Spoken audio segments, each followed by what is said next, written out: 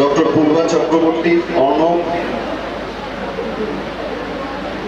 আলিফ নুর আহমেদ, দীপক রায়, রাজদীপ মুখার্জি এই মহাবিদ্যালয়ের সাথে যুক্ত। আমাদের ডিকে হাই স্কুলের প্রধান শিক্ষিকা এবং প্রধান শিক্ষক, প্রমোদিনী হাই স্কুলের প্রধান শিক্ষক, তপসিকাতা হাই স্কুলের প্রধান শিক্ষক এবং আরও যারা বিশিষ্ট ব্যক্তিবর্গ আছেন, আমি সবাইকে অনেক শুভেচ্ছা জানাচ্ছি। আজকের দিনে ছাত্রছাত্রীদেরকে অনেক শুভেচ্ছা জানাই। আমার আজ থেকে 10 বছর আগেকার কথা মনে পড়ে যাচ্ছে এবং এই প্রসঙ্গে একজন ব্যক্তির কথা না বললেই নয়। তিনি হচ্ছেন আমাদের প্রাক্তন বিধায়ক দেবপ্রসাদ রায়। প্রধানত যার উদ্যোগে এই পীযূষকান্তি মহাবিদ্যালয় আজকে মহাবিদ্যালয় রূপ পেয়েছে, তিনি উদ্যোগ নিয়েছিলেন এবং সেই সময় আমরা সবাই ছিলাম তার সাথে সহযোগিতা করে।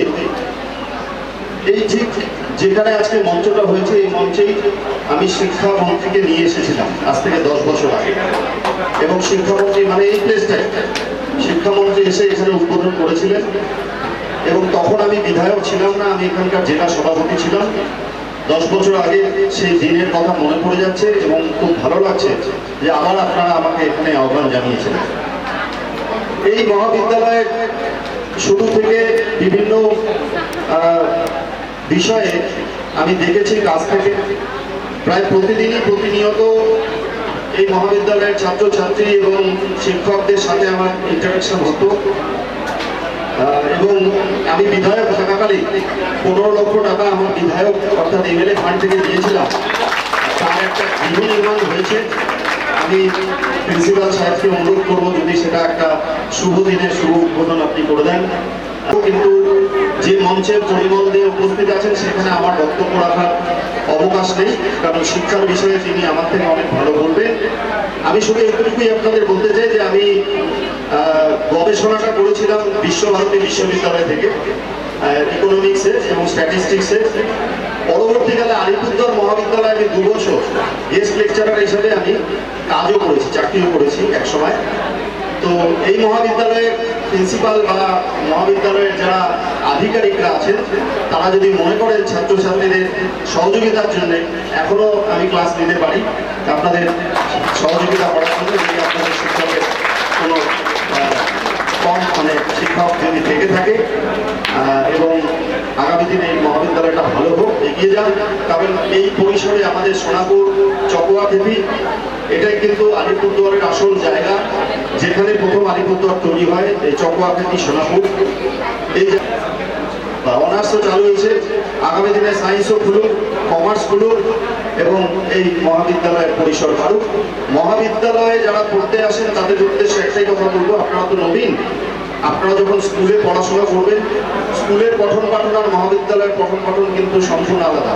মহাবিদ্যালয় একটা উন্মুক্ত জায়গা, যেখানে 4 দেওয়ালে গণ্ডিতে কেউ অবদ্ধ থাকে না, তার চিন্তা পরিসর অনেক বৃদ্ধি পায় এবং শিক্ষক এবং শিক্ষিকারা এখানে ফ্রেন্ড ফিলোসফার এবং গাইড হিসেবে তারা থাকে। কাজে এই কলেজ জীবনটা মানুষকে অনেক শক্তিশালী করে এবং ছাত্রছাত্রীদের আগামী দিক নির্দেশ করে। সবাই ভালো থাকবেন, সবাইকে অনেক অনেক ধন্যবাদ। নমস্কার।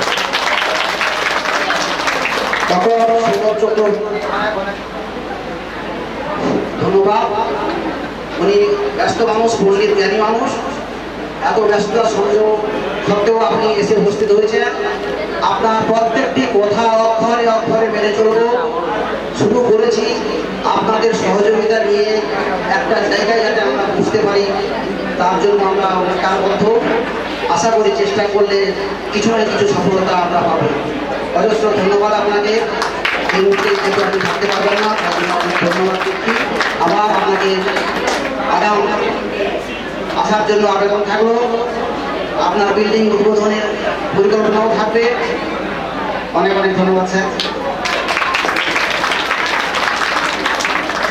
ধন্যবাদ আজকের বিশিষ্ট অতিথি ডক্টর সৌরভ চক্রবর্তী মহাশয়কে কৃতজ্ঞতা জ্ঞাপন করছি। এরপরে বক্তব্য রাখার জন্য অনুরোধ করব মাননীয় শ্রী অনিল সরকার মহাশয়।